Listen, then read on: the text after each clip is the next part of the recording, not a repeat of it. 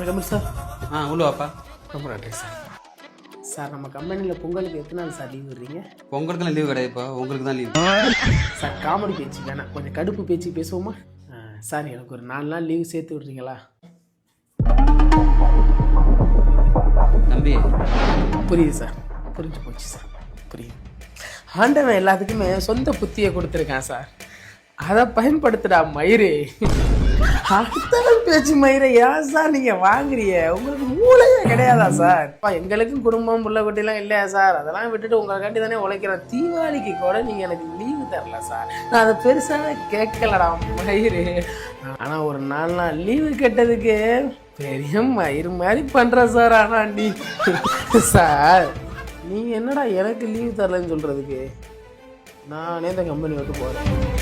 அப்புறம் சார் இந்த பேரு உங்களை விட தம்பிக்கு நல்லா செட் ஆகும். அவனுக்கு குறா கம்னாடி மேல. தம்பி இந்த கம்பெனியில் கடினமாக உழைக்கிறது நீ மட்டும்தான். தீபாவளிக்கு உனக்கு லீவும் தரல, போனஸும் தரல. இந்த பொங்கலுக்கு 10 நாள் லீவோட போனஸும் சேர்த்து தம்பி தான் உனக்கு கொடுத்தனப்பல.